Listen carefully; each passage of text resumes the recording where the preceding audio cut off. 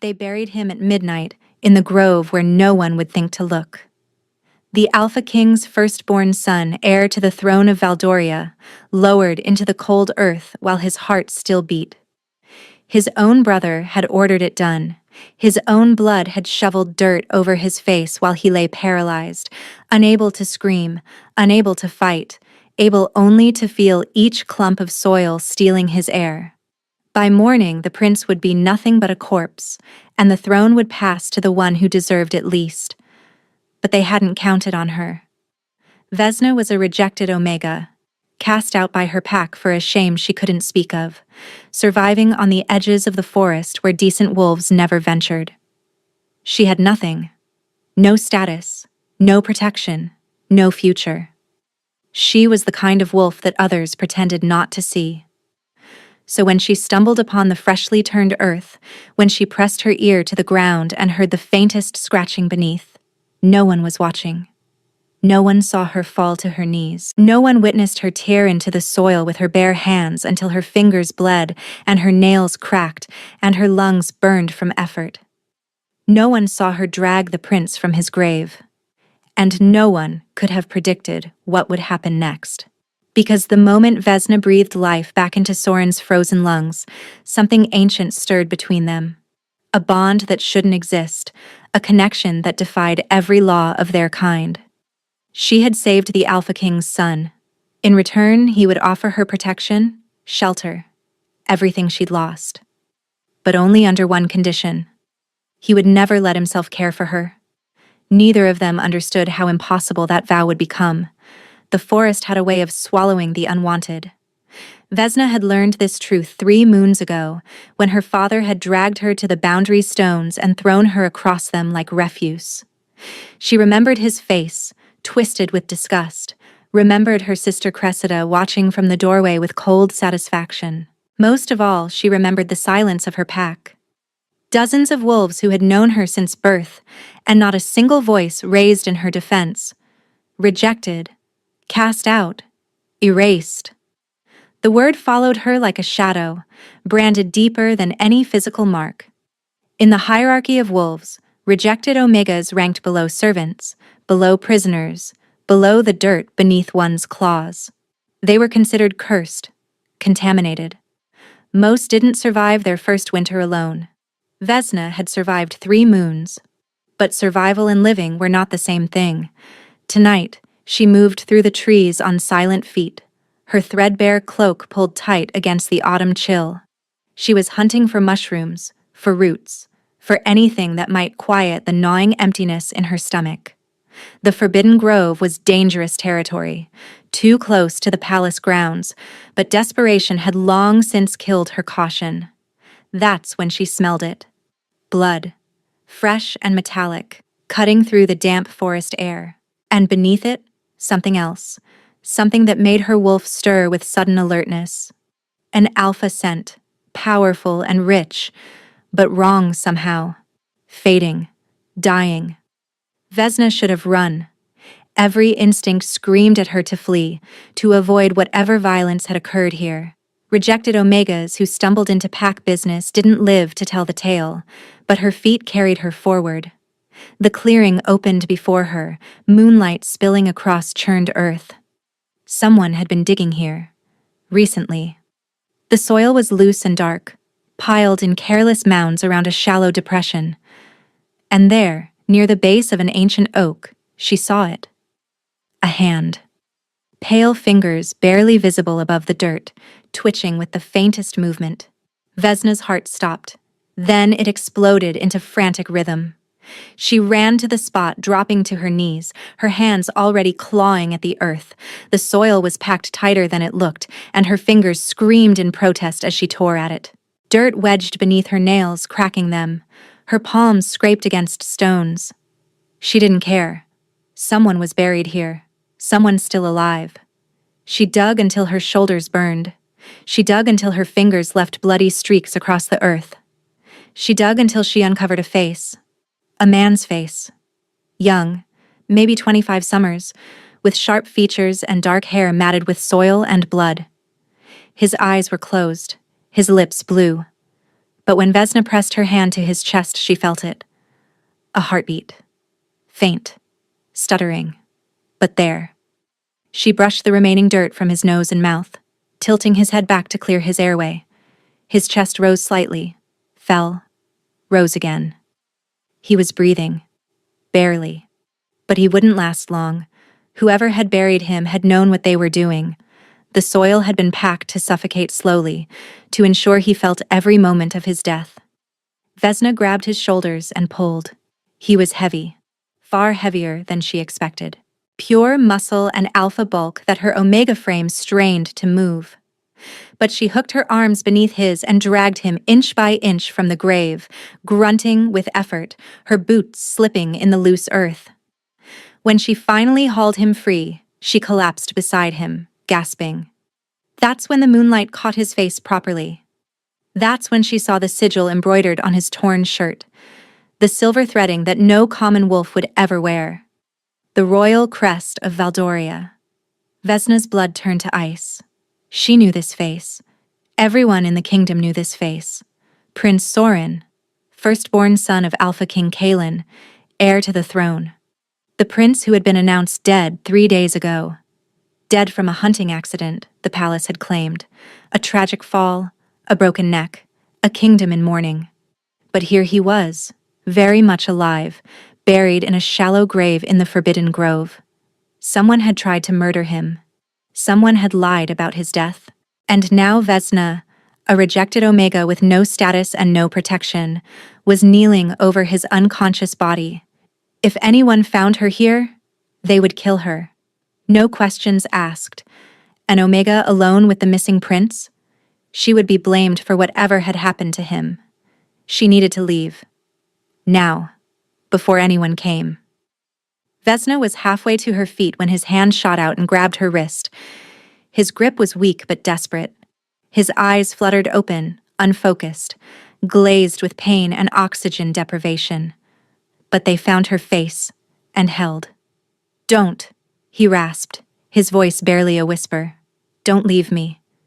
And then she heard it. Footsteps. Multiple sets, crashing through the forest toward the clearing, torchlight flickering between the distant trees. They were coming back. Whoever had buried him was returning to make sure the job was done. Vesna didn't think. She acted. Her hands found the prince's arms and she pulled, dragging him toward the thick underbrush at the edge of the clearing. He tried to help, his legs pushing weakly against the ground, but he was too far gone for real movement. Dead weight that her small frame shouldn't have been able to shift. Somehow, she managed. They tumbled into a dense thicket of brambles just as the torchlight broke into the clearing. Vesna clamped her hand over the prince's mouth, pressing her body against his to shield them both from view. Through the gaps in the thorny branches she watched. 3 men. Warriors, judging by their build and the swords at their hips. They wore dark clothing with no insignia, their faces hidden by hoods. One of them carried a shovel. They stopped at the empty grave. For a long moment, no one spoke.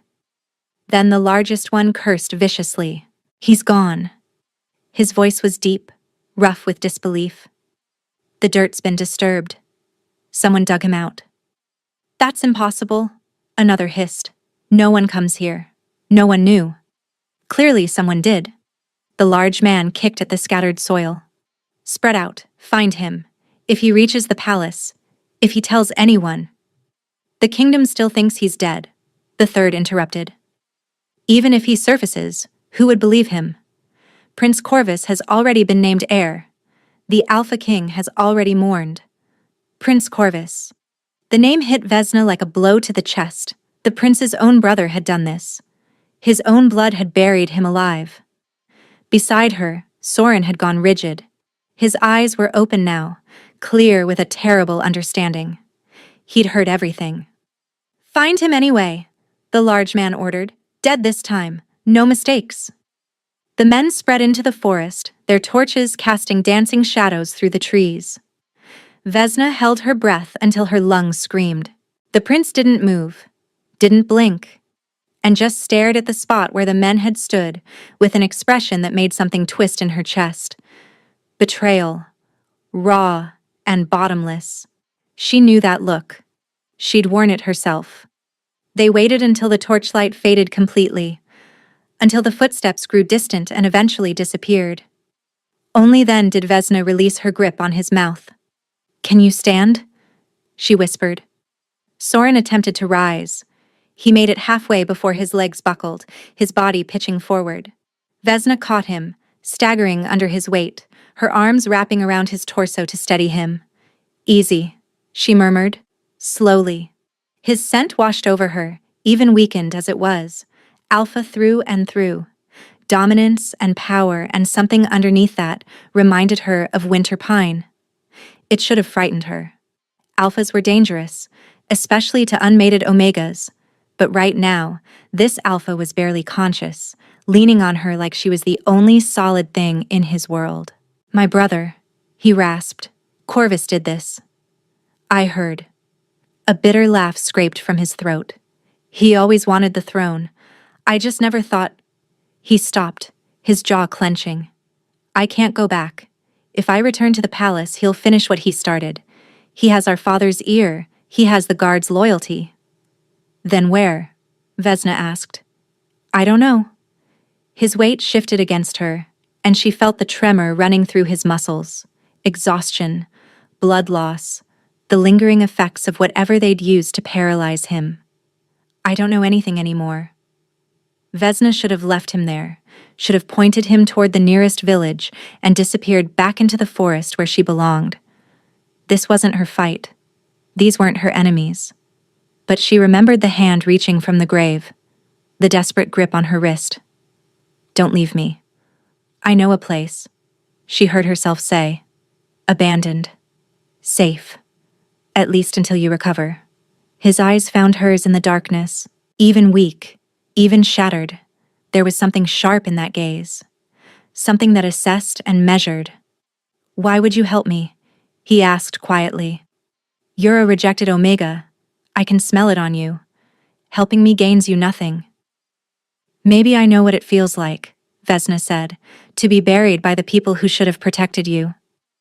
Recognition passed across his face. "If you help me," he said slowly, "if you help me survive this and expose what Corvus has done, I'll restore everything you've lost. Status, pack, protection. I'll make them acknowledge you again. And if you die anyway, then at least you'll have tried." His grip tightened on her arm, steadying himself. "But hear me clearly, Omega. I trust no one now. Not after this. I'll accept your help, but don't expect gratitude. Don't expect kindness. My brother taught me what trust earns you." "I don't need your kindness," Vesna replied. "I just need you to not die." She shifted his weight against her shoulder and began walking, guiding them deeper into the forest. They'd gone perhaps 100 paces when he suddenly stopped. "Wait." His nostrils flared, his weakened senses still sharper than any Omega's. He was scenting her, reading her. "There's something else. Something you're hiding." His eyes narrowed, suspicion cutting through the exhaustion. "What are you?" Vesna's heart stuttered. She kept moving, forcing him to stumble along beside her, hoping the exertion might distract him from his question. It didn't work. "I smell it on you," Soren pressed, his voice harder now despite his weakness. "Something beneath the Omega scent. Something that doesn't belong." "You're delirious," Vesna said flatly. "You were just buried alive. Your senses are confused." "My senses are never confused." They reached a stream, and Vesna used it as an excuse to stop, lowering him against a fallen log. She cupped water in her hands and brought it to his cracked lips. He drank greedily, his eyes never leaving her face. "You saved my life," he said when he'd finished. "I'm not ungrateful for that, whatever I said before. But I need to know who I'm trusting. What I'm trusting." Vesna sat back on her heels, weighing her options. She could lie, could spin some tale about rare Omega bloodlines or unusual heritage, but something in his gaze told her he would see through it. And perhaps, just this once, she was tired of hiding. "I have a gift," she said quietly. "Or a curse, depending on who you ask." Soren waited. When I touch someone who's injured, I can heal them. She held up her hands, studying her own bloodied fingers. The wounds transfer to me, their pain becomes mine, their damage marks my body instead of theirs. Silence stretched between them, broken only by the babbling of the stream. That's why they rejected you, Soren said finally. Your pack. My father called it demon magic. Said I was contaminated at birth, that my mother had lain with something unnatural. Vesna's voice stayed flat, emotionless. She'd learned long ago that feeling these memories only made them worse. When I was young, I healed a pup who'd been trampled by horses. Everyone saw. After that, they looked at me differently. And when my father needed an excuse to cast me out, he used your gift against you. He used everything against me. Soren studied her for a long moment. In the moonlight, his features looked carved from pale stone, beautiful and cold. The kind of face that belonged on statues, on coins, on the portraits that hung in great halls, not here in the mud beside a rejected Omega. Show me, he said. Vesna blinked. What? I'm injured. He gestured to his torso, where his torn shirt revealed dark bruising across his ribs. Heal me. Show me this gift of yours. You don't understand. The damage becomes mine. If I heal you fully, I'll take your wounds. All of them. Then heal me partially. His gaze was steady, testing. Prove you are what you claim. This was a mistake. She knew it was a mistake. But he was watching her with that sharp assessment, deciding whether she was asset or threat, and Vesna understood that this moment would determine everything that followed. She reached toward him slowly. Her fingers found his side, pressing gently against the bruised ribs. She closed her eyes and breathed in deeply, reaching for that strange warmth that lived somewhere beneath her heartbeat. It rose to meet her touch, flowing down her arm like liquid heat. Soren gasped. She felt his pain enter her, felt the sharp ache of cracked bone bloom across her own ribs. Not everything, she pulled back before the transfer completed, but enough. Enough to prove. When she opened her eyes, Soren was staring at her with something that might have been wonder. He lifted his shirt. The bruising had faded from black to yellow, the swelling visibly reduced. Then his gaze dropped to where Vesna clutched her own side, where fresh bruising was spreading beneath her thin dress. You weren't lying, he breathed. I don't lie. Vesna lowered her hand, pushing past the pain. It would fade with time. It always did. I just don't tell the truth unless I have to. The cold suspicion in his expression didn't disappear entirely, but it softened at the edges, made room for something else. You could have healed me fully in the grove, he said slowly. When you first found me, why didn't you? Because fully healing you would have likely killed me. And I didn't survive 3 moons in this forest just to die for a stranger, even a prince. The ghost of a smile crossed his face, gone as quickly as it appeared, but real. Fair enough. They pressed on, Vesna guiding them toward the abandoned mill she'd been using as shelter. It was another hour's walk, and by the time they reached it, Soren was leaning heavily on her, his breath coming in ragged gasps. She settled him near the cold hearth, wrapping her single blanket around his shoulders. He was shivering despite the alpha heat that should have warmed him. Whatever drug they'd used to paralyze him was still working through his system. Rest, she told him. I'll keep watch. His eyes were already closing, exhaustion finally claiming him. But before he drifted off, his hand found hers in the darkness. Vesna, her name in his voice rough and low. Thank you. 2 words. Simple. But no one had thanked her for anything in 3 moons, perhaps longer. She didn't trust herself to respond, so she simply sat beside him, watching the moonlight creep across the dusty floor, her bruised ribs aching with borrowed pain. She must have dozed, because when the door crashed open, she was too slow to react. A figure stood silhouetted in the entrance. Female, tall and coldly beautiful, with dark hair and eyes that found Vesna immediately in the shadows. Cressida, her sister. There you are! Cressida's voice dripped with satisfaction. I knew if I followed the blood trail long enough, I'd find you playing savior to something pathetic. Vesna scrambled to her feet, placing herself between her sister and the sleeping prince. How did you really think Father wouldn't have people watching the border? Cressida stepped inside, her gaze moving past Vesna to the figure wrapped in blankets. Her eyes widened with recognition. Oh, this is interesting. The missing prince. The one everyone thinks is dead. A cruel smile curved her lips. Do you know there's a reward for information about unusual sightings near the palace? Prince Corvus is very concerned about rumors. Cressida, don't. Don't what? Don't tell them where to find him? Her sister laughed, soft and vicious. You think he'll protect you, sister? You think this changes anything? She leaned closer, her voice dropping to a whisper that somehow carried perfectly in the small space. When he finds out what you really are, when he discovers the full truth about that night, he'll kill you himself. Behind her, Vesna heard Soren stir, and she knew, with sinking certainty, that he'd heard every word. Soren was on his feet before Vesna could react. Despite his weakness, despite the trembling in his limbs, he moved with predatory grace, positioning himself beside her rather than behind, not hiding, standing. Leave, he said to Cressida. His voice carried the unmistakable weight of alpha command. Even diminished, even half dead, the authority in it made Cressida's smirk falter. Your Highness. She dipped into a mocking curtsy. I didn't realize the dead could give orders. I'm clearly not dead. Soren took a step forward, and Vesna saw what the movement cost him, the tightening around his eyes, the slight hitch in his breath.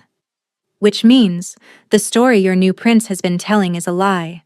Would you like to be part of that lie when the truth emerges? Cressida's eyes darted between them, calculating. The truth is, whatever Prince Corvus says it is. He controls the palace now. The guard answers to him. Your father barely leaves his chamber since your supposed death. My father is alive? Alive but broken. Cressida's smile returned, cruel and knowing. Funny how grief can destroy an alpha. They say he hasn't spoken in days. Corvus handles all royal matters in his stead. Vesna watched Soren's jaw clench. His father thought him dead, was mourning him, while his brother sat on his throne and consolidated power. Tell anyone you saw us, Soren said quietly, and I promise you this. When I reclaim what's mine, and I will reclaim it, your family will answer for every word you spoke against me. Threats from a dead man. But Cressida's voice had lost its confidence. She was reassessing, recalculating the odds. Perhaps I'll keep your secret for now. Perhaps I'll simply watch and see which way the wind blows. Do that. Cressida's gaze shifted to Vesna, and something ugly flickered there. Don't think I've forgotten about you, sister. Or about what you did. The prince may not know yet, but he will. And when he does, enough. Soren's command cracked through the air like a whip. Leave. Now. For a moment Cressida seemed ready to argue, then self-preservation won. She retreated through the doorway, her footsteps fading into the pre-dawn darkness. Silence fell over the mill. Vesna stood frozen, waiting for the questions. Waiting for Soren to turn on her, to demand answers about the night Cressida had mentioned, about the truth she was hiding. He had every right, every reason to distrust her now. Instead, he swayed on his feet. She caught him before he fell, guiding him back to the blankets, her hands steadier than they should have been. He was burning with fever now, his skin hot beneath her palms. The paralytic was wearing off, but something else was taking hold. You need to rest, she said. I need answers. But his eyes were already closing, exhaustion dragging him under. What did she mean? What did you do? Vesna's throat tightened. It's a long story. We appear to have time. You appear to have a fever. The story can wait until you're not dying. A sound escaped him that might have been a laugh. Practical. I appreciate practical. She settled beside him, checking his pulse, his temperature. The fever worried her. It felt unnatural, too intense for simple exhaustion. Something was wrong beyond the obvious. Your sister hates you, Soren murmured, half-conscious. Yes. Why? Vesna considered the question. The easy answer was jealousy, resentment, their father's favoritism. But the truth was more complicated. The truth always was. Because I remind her of things she'd rather forget, she said finally, and because hating me is easier than hating herself.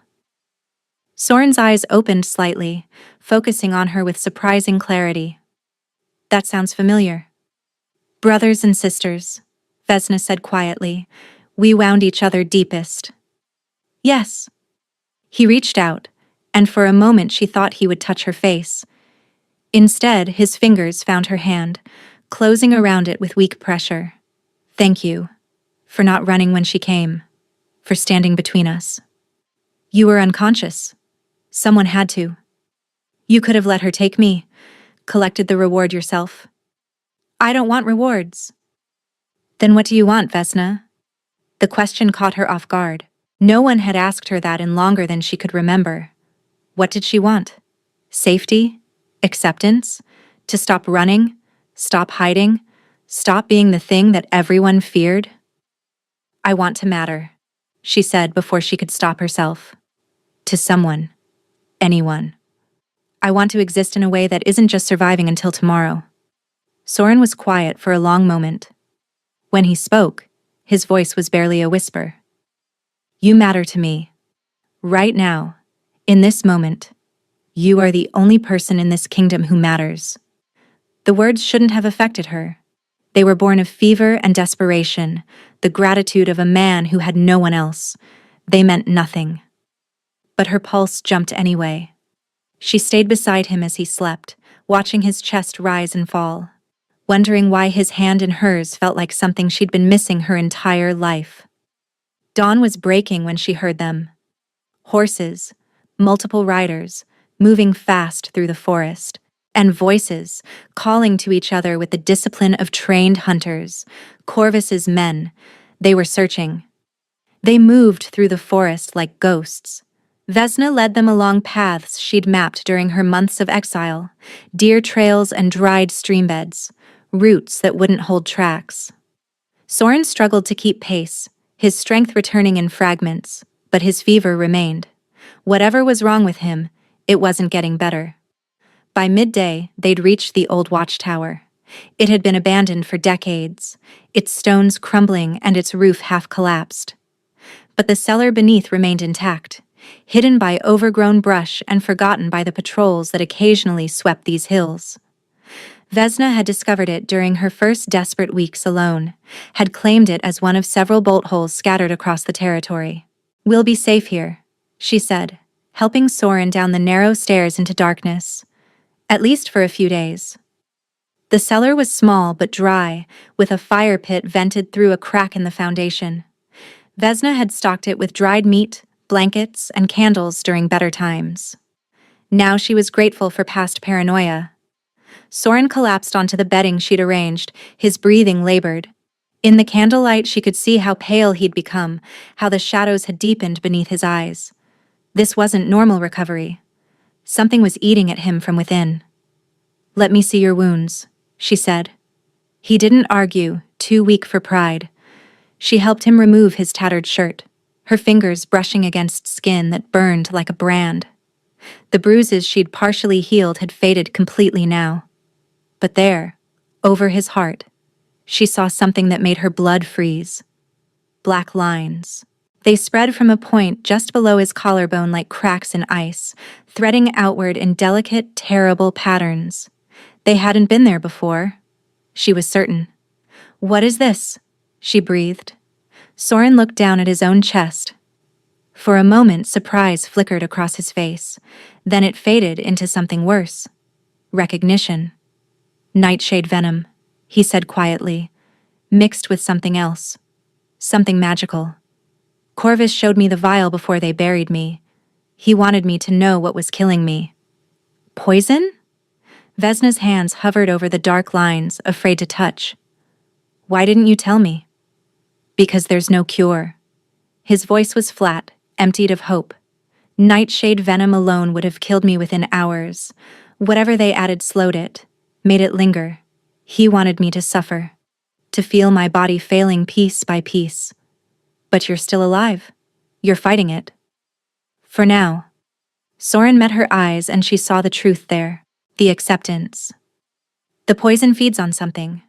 I can feel it growing stronger sometimes, weaker other times. I haven't figured out the pattern. Vesna's mind raced. Poison that fed on something. That grew stronger or weaker depending on circumstances. She thought of everything she knew about dark magic, about curses, about the old stories her grandmother had whispered before she died. What were you feeling? She asked slowly. When it grew stronger? What was happening? Soren frowned, considering. The first surge was in the mill, when your sister came. He paused. When I stood beside you. And the second? Just now. His gaze held hers. When I told you that you mattered. Understanding crashed over her like a winter wave. It feeds on connection, she whispered. On caring. The more you care for someone, the stronger it grows. Soren was silent for a long moment. Then he laughed, harsh and broken. Of course. Of course that's what he chose. He pressed his palm against the black lines, as if he could push them back through sheer will. Corvus always said I was too soft, too attached to people. He said it would destroy me someday. Another laugh, bitter as poison. Apparently he decided to make sure of it. Vesna's heart was pounding, a poison that fed on emotional bonds. That meant every moment of connection between them, every touch, and every word that mattered. She was killing him. I should leave, she said abruptly. Distance myself. If I'm making it worse. No. His hand shot out, catching her wrist. The grip was weak, but desperate, echoing that first moment in the grove. Don't. Please. Soren, I'm hurting you. Every moment I stay. Every moment you stay is a moment I'm not alone. His eyes were bright with fever and something else. Something that made her chest ache. I've been alone my entire life, Vesna. Even surrounded by court and family and servants. I've been utterly alone. My mother died when I was young. My father retreated into duty. My brother. He stopped, swallowing hard. My brother smiled at me for 20 years while planning to bury me alive. I'm sorry. Don't be sorry. Just stay. His grip loosened, his thumb tracing an unconscious circle against her inner wrist. If I'm going to die, I'd rather die feeling something than live feeling nothing. Vesna didn't pull away. Couldn't. Your sister mentioned something, Soren said quietly. About a night. About something you did. Vesna tensed. It's not what she thinks. I don't care what she thinks. His eyes found hers. I care what you tell me. When you're ready. If you're ever ready.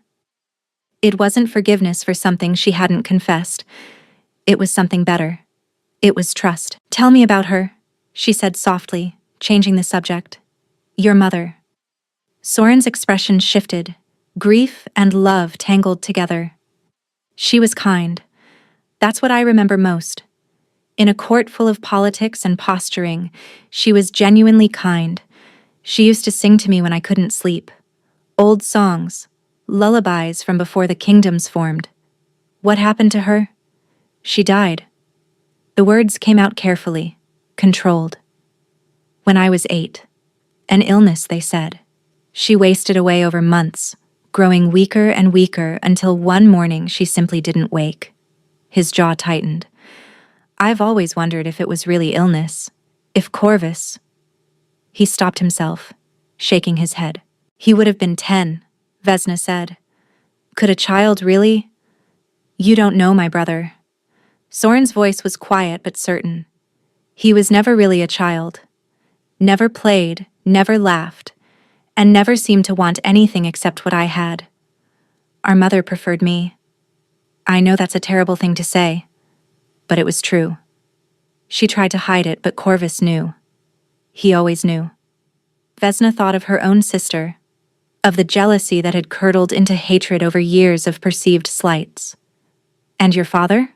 she asked. "My father loved my mother completely. When she died, part of him died too.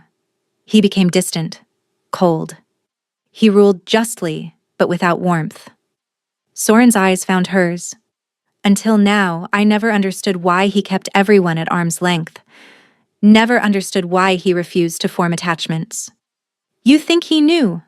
About the poison, the curse. You think he was protecting himself."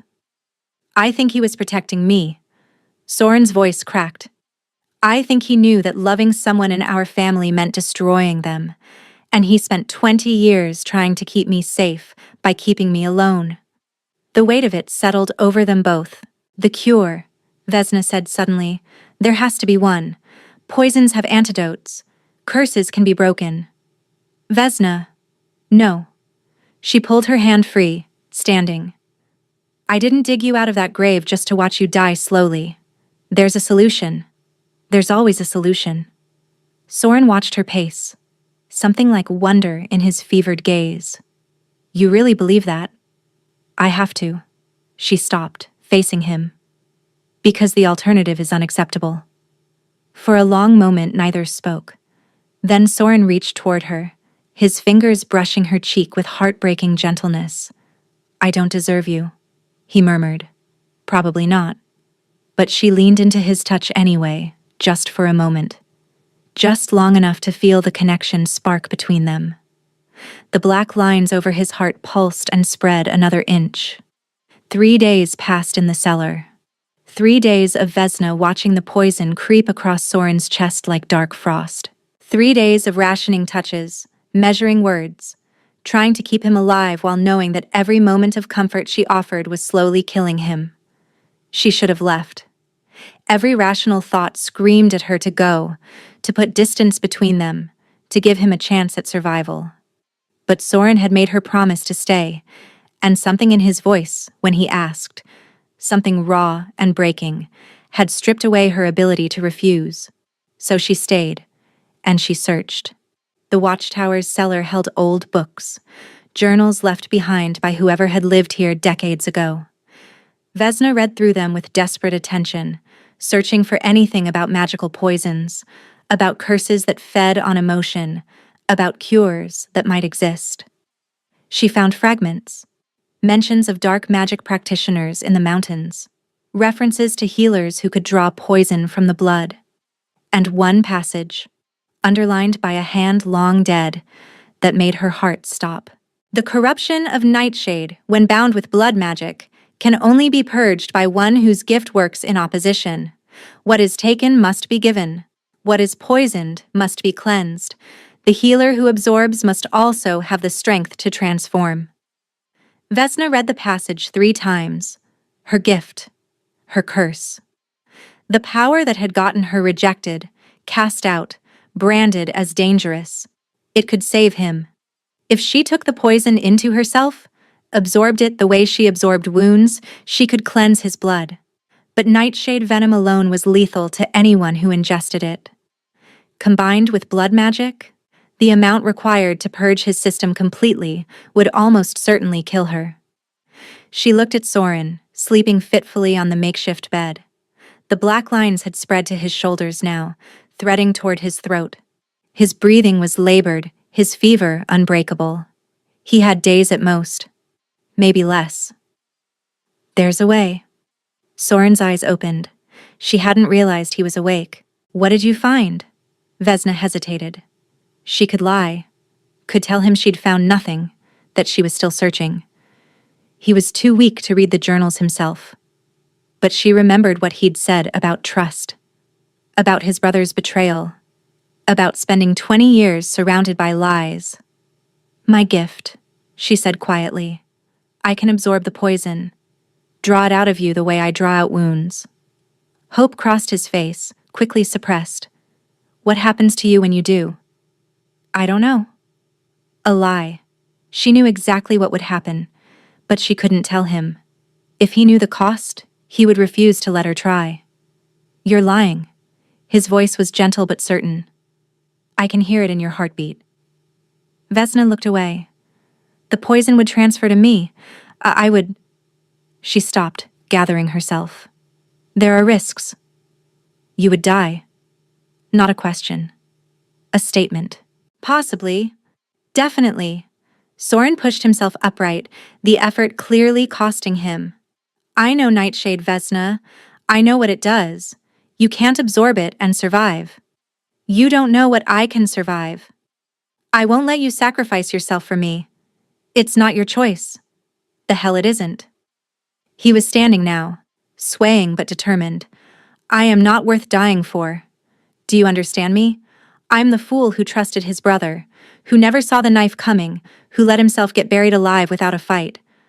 I'm not worth... Stop. The word came out with more force than she intended. Soren went silent, surprised. You don't get to decide your worth to me, Vesna said. You don't get to tell me that the first person who ever looked at me like I mattered doesn't deserve saving. I've spent my entire life being told I was worthless, being treated like something to be discarded. I will not let you do the same to yourself. Soren stared at her. You... He stopped, started again. When you look at me, what do you see? I see someone who defended me to my sister without knowing why. Someone who held my hand while he was dying because he didn't want me to be alone. Someone who... Her voice cracked. Someone I care about. More than I should. More than I meant to. The black lines on his chest pulsed visibly, spreading another inch. Soren looked down at them, then back at her, and the expression on his face broke something inside her. Every time I feel something for you, he said slowly, the poison grows stronger. Every moment of connection, every touch, every word that matters, it's feeding on this. On us. I know. Then you know what this means. He took a step toward her, then another. Caring about you is killing me, Vesna. Being near you is killing me. Tears burned behind her eyes. I should leave. I should have left days ago. Yes. He was close now, close enough that she could feel the fever heat radiating from his skin. That would be the smart thing, the logical thing, the thing that might keep me alive a little longer. Then let me go. I can't.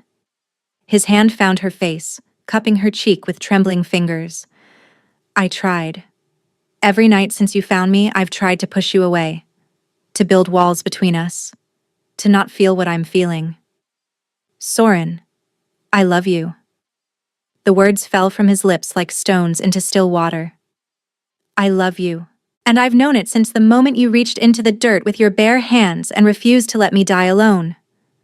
The black lines exploded across his skin.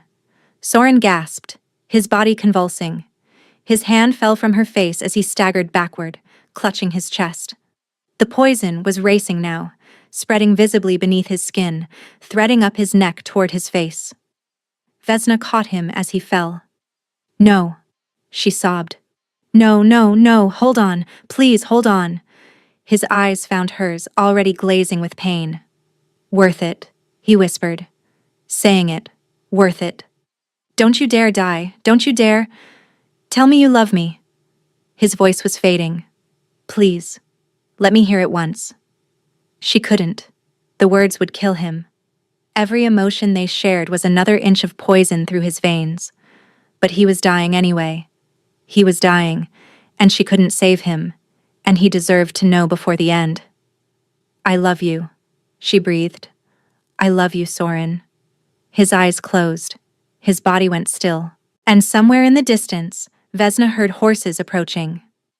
Vesna's hands pressed against Soren's chest, feeling for a heartbeat. Nothing. No, she whispered. No, you don't get to leave. Not like this. She closed her eyes and reached for her gift, pulling it up from the depths of her being with desperate force. She'd always been careful before, always measured. Her father had warned her that her power could destroy her if she let it run wild. She didn't care anymore. The warmth flooded through her arms, into her palms, seeking the damage beneath Soren's skin. She felt the poison immediately, a cold, writhing darkness that recoiled from her touch. It was alive in some terrible way, sentient, and it recognized what she was trying to do. It fought back. Pain exploded through Vesna's body as the first threads of poison transferred into her veins. It was worse than anything she'd ever absorbed. Worse than broken bones or torn flesh. This was corruption itself, hatred made liquid, designed to destroy from within. But she didn't stop. She pulled more of it into herself, feeling the darkness spread through her chest, her arms, and her throat. Her vision blurred, her lungs burned. Somewhere distant she heard herself screaming, and then something shifted. The poison inside her met something else, something that had always been there, buried beneath the healing warmth. A second gift. A shadow to the light. Vesna gasped as understanding flooded through her. She could absorb wounds. She'd always known that. But she could also give them back. Transfer the damage elsewhere. Push it out of herself and into another.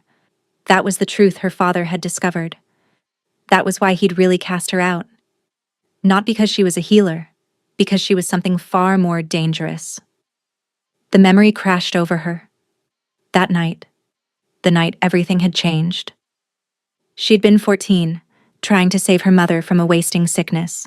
She'd pulled the disease into herself, felt it rotting through her organs, and knew she was dying. And in her panic, in her desperate need to survive, she'd pushed it out again, into her father. He'd recovered. The sickness hadn't been fatal to his stronger constitution, but he'd felt it. He'd known what she'd done, what she was capable of doing. And he'd looked at her with such fear, such hatred, that she'd understood immediately. She was a weapon, one that could turn healing into harm with a thought, and her mother had died anyway. Despite everything Vesna had tried, despite the price she'd paid, the wasting sickness had claimed her mother 3 days later. Her father had blamed Vesna for that too, for failing to save her, for the weeks of his own suffering, for everything. Her father had bound her gift after that, limited it so she could only absorb, never transfer. He'd told everyone she was dangerous, cursed, contaminated. But the truth was simpler. He was afraid of her, afraid of what she might do to him if she ever learned to control her full power. Now, with Soren dying beneath her hands and poison coursing through her veins, the bindings on her gift shattered completely. Vesna opened her eyes. The cellar door crashed open. Torchlight flooded the darkness, illuminating figures in royal armor. And at their head, stepping down the stone stairs with cold satisfaction on his perfect features, was Prince Corvus.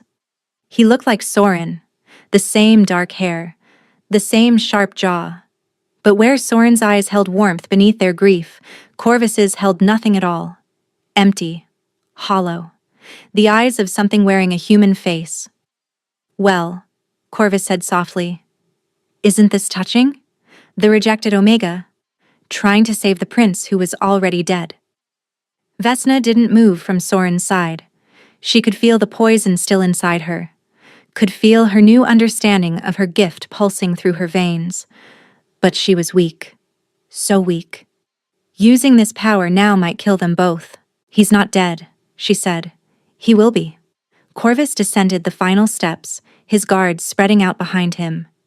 "The poison I gave him has no cure.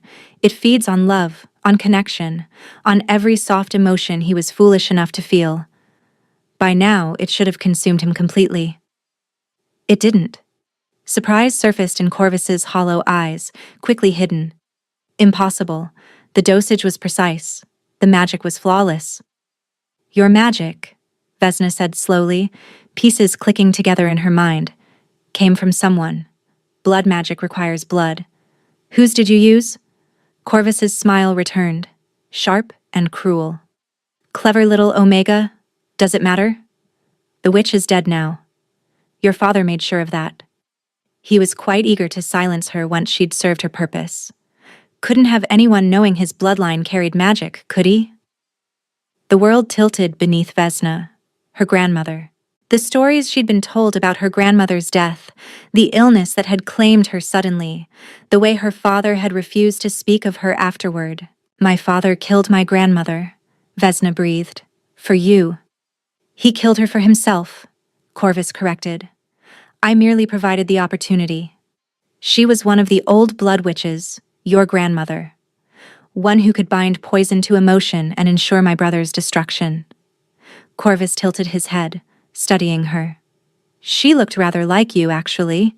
Same coloring, same bone structure. She created the poison to protect me. Vesna's voice shook as understanding crashed over her. She made a deal with you. Clever girl. Yes, she was reluctant at first, had moral objections. But everyone has leverage, and hers was a granddaughter she'd been watching from afar. A gifted girl who'd been cruelly rejected. His smile widened. She created the poison in exchange for my promise to leave you alone, and your father killed her before she could warn anyone about what we'd done. You're a monster. I'm a king. Corvus shrugged. Or I will be, once we've finished cleaning up loose ends. Vesna's hands were shaking. Rage and grief tangled together in her chest, threatening to overwhelm her. Her grandmother had died for her, had created this nightmare trying to protect her, and her own father had murdered her to keep his secrets. There's always a way to break a curse, she said, her voice steadier than she felt. Every poison has an antidote. Not this one. Corvus stepped closer, confident now. The magic was bound to blood. The witch's blood. Since she's dead. Her bloodline isn't. Corvus stopped. Vesna rose to her feet, the poison still writhing inside her, her grandmother's blood singing in her veins. She understood now. Understood why she could feel the darkness so clearly, why it responded to her touch in ways it shouldn't. The curse was tied to her bloodline, and she had the power to unmake it. You made a mistake, she said quietly. You killed the witch, but you left her heir alive. You cast me out, rejected me, and ensured I had nothing left to lose. She stepped toward him, and something in her expression made his guards reach for their swords. And then, you buried the only person in this kingdom who ever looked at me like I mattered. Seize her, Corvus commanded. The guards moved forward. Vesna didn't flinch. She reached inside herself, found the writhing poison in her veins, and pushed. The darkness exploded outward. It hit the first guard like a physical blow, dropping him instantly. The second fell a moment later, then the third. The poison she'd absorbed from Soren, the corruption that had been killing him. She channeled it out of herself and into everyone who stood between her and Corvus. They weren't dead, just paralyzed, feeling what Soren had felt as they buried him alive. Corvus stumbled backward, his empty eyes finally showing something real. Fear. What are you? He gasped. I'm my grandmother's heir. Vesna advanced on him, power still crackling through her veins. And I'm going to end what she started. She reached for him. And behind her, Soren drew a ragged breath and opened his eyes. The sound of Soren's breathing stopped Vesna mid-stride. She turned, her heart slamming against her ribs, and saw him struggling to sit up. The black lines on his chest had faded to gray. Still present, still visible, but no longer spreading. No longer killing him. Vesna, he rasped. Don't. She didn't understand. She had Corvus cornered. She had the power to end him, to transfer every drop of poison into his veins, to make him suffer what he'd inflicted on his brother. He deserves it, she said. Maybe. Soren's eyes found hers, still glazed with pain but clearer than they'd been in days. But you don't deserve to become a killer. Not for me. Not for anyone. He murdered your mother. He tried to murder you. He killed my grandmother. And if you kill him, you become what he is. Soren pushed himself to his feet, swaying but determined. You become someone who solves problems with death. Someone who poisons instead of heals. I'm not... You're a healer, Vesna. That's what you are at your core. Everything else is just a shadow of that gift. He took a step toward her, then another. Don't let him take that from you. Don't let him make you into something you're not. Corvus was watching this exchange with calculating eyes, already recovering from his fear, already looking for weakness to exploit. How touching, he sneered, the dying prince and his Omega savior. Do you really think this changes anything? Even if you let me live, I'll return to the palace. I'll tell our father that Soren attacked me, that he's lost his mind, that he needs to be put down for the safety of the kingdom. Will you? A new voice spoke from the cellar entrance. Everyone turned. Alpha King Kalen stood at the top of the stairs, his presence filling the space like a physical force. He was older than Vesna had imagined, his dark hair threaded with gray, his face lined with grief. But his eyes were sharp and clear and absolutely furious. Beside him stood Cressida. Vesna's sister looked different, smaller somehow, uncertain in a way she'd never been before, and behind her, bound in chains, was Vesna's father. Father, Soren breathed. I received an interesting visitor this morning, the Alpha King said, descending the stairs with slow, deliberate steps. A young woman who claimed to have information about my son's death, information about who was really responsible. Cressida stepped forward, her voice shaking. I saw them. The night they took Prince Soren. I saw Corvus give the orders. I saw everything, but I was too afraid to speak. Lies, Corvus spat. She's a rejected Omega's sister. Her word means nothing. Her word is corroborated. The Alpha King's voice could have frozen fire. By your own men, who were remarkably forthcoming once they understood the consequences of silence. By the servants who saw you preparing the paralytic. By the stable hands who saddled horses in the middle of the night. Corvus's face went white. And by your father, the king continued, turning to Vesna, who confessed everything when confronted with the evidence, including how he bound his own daughter's gift to prevent her from becoming too powerful, including how he cast her out to hide his family's connection to blood magic. Vesna stared at her father, at the man who had destroyed her life to protect his own secrets. He wouldn't meet her eyes. He also confirmed, the king added quietly, that your grandmother was the witch my son commissioned, the one who created the poison that was killing Soren. She tried to refuse, tried to warn us. Your father silenced her before she could. The words hit Vesna like physical blows. Her father hadn't just cast her out. He'd killed her grandmother. He'd kept her silent. He'd allowed Corvus's plan to proceed, because exposing it would have exposed his own family's blood magic heritage. I had no choice, her father said, his voice thin and desperate. If anyone knew what we were, what our bloodline carried, you let an innocent man die, Vesna said flatly. You would have let the prince die. You destroyed my life, my mother's life, my grandmother's life, all to protect yourself. I protected the family name. You protected nothing. Vesna turned away from him, unable to look at his face any longer. The Alpha King nodded to his guards. Take them both. Corvus will face trial for attempted murder of the Crown Prince. Alistair Crane will face trial for conspiracy and the murder of Marisol Crane, his own mother. As the guards moved forward, Corvus made one last desperate lunge toward Vesna. Perhaps he thought he could use her as a hostage. Perhaps he simply wanted to hurt someone before the end. He never reached her. Soren moved faster than anyone expected, intercepting his brother with strength that shouldn't have been possible. They crashed to the ground together, and when they rose, it was Soren who held Corvus pinned, his forearm against his brother's throat. I loved you, Soren said quietly. Despite everything, I loved you, and you buried me alive. You were always the favorite, Corvus choked out. Always the golden prince. Father never looked at me the way he looked at you. So you decided to destroy me instead of earning his love yourself.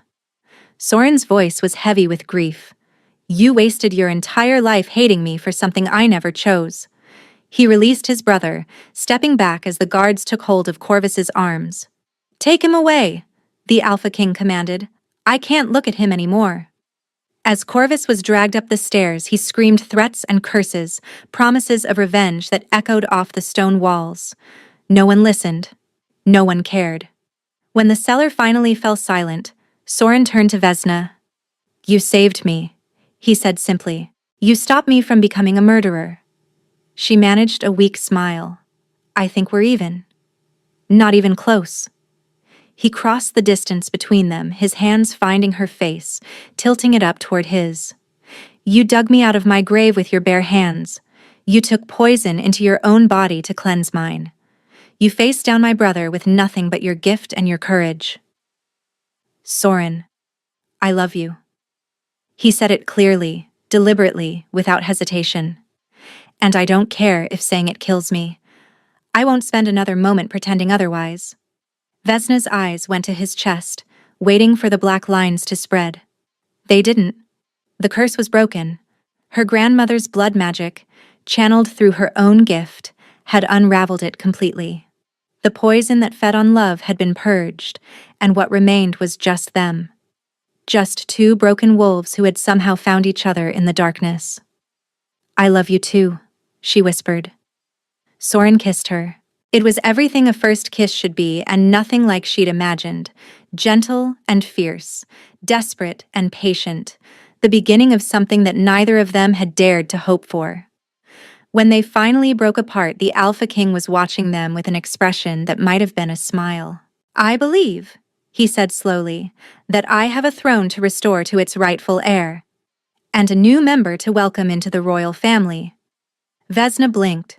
Your Majesty, I'm a rejected Omega. I have no status, no bloodline worth mentioning. You have the bloodline of the woman who tried to save my son's life, the king interrupted.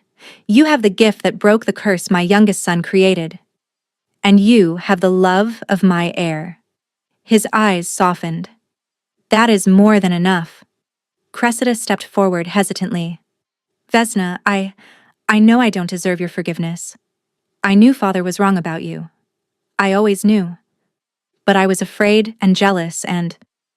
We'll talk, Vesna said. Later, when all of this is settled. It wasn't forgiveness. Not yet. But it was a door left open, a possibility of healing that hadn't existed before. 6 months later, Vesna stood in the great hall of Valdoria, wearing a gown of silver and white that made her feel like someone else entirely. Soren stood beside her, healthy and whole, the crown prince restored to his rightful place. The black lines on his chest had faded to nothing. The only mark that remained was the thin scar over his heart, a reminder of how close they'd both come to losing everything. Ready? He murmured. No.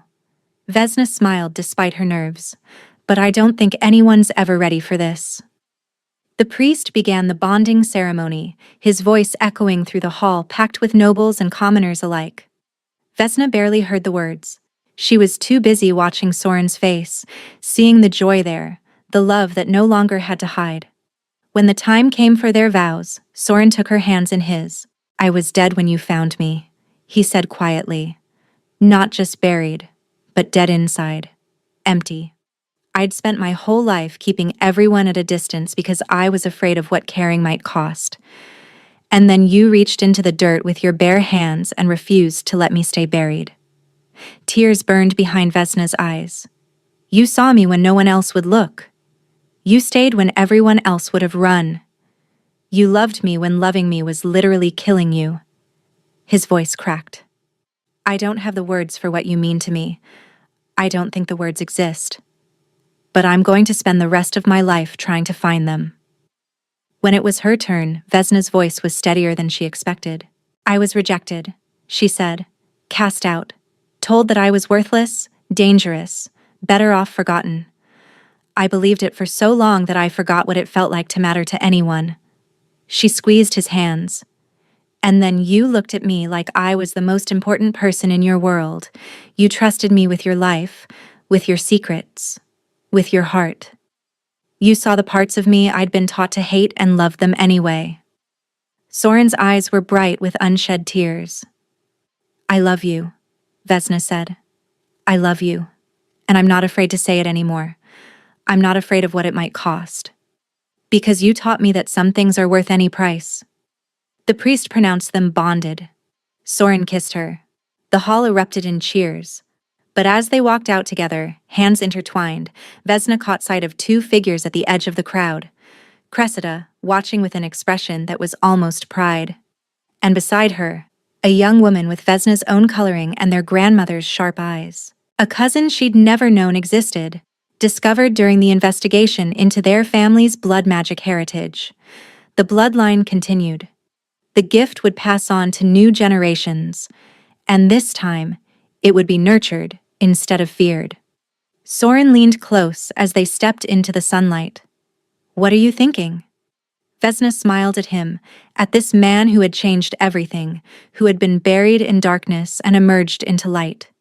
"I'm thinking," she said, "that they tried to bury us both, and look what grew instead." Soren laughed, pulling her close. They'd been rejected, cast out, left for dead. But they'd found each other in the darkness. They'd clawed their way back to the surface with bare hands and stubborn hearts. And now they stood in the light together, proof that even the most broken things could become something beautiful. The kingdom celebrated for 3 days, and in the years that followed, they would tell stories about the Omega who saved the prince, about the healer who broke an unbreakable curse, about the love that refused to stay buried. But Vesna knew the truth was simpler than any story. She had reached into the dirt because she couldn't bear to let someone die alone, and in saving him, she had finally saved herself. Thank you for listening to this story. If you enjoyed it, let me know in the comments. I always read them, and they mean more than you know.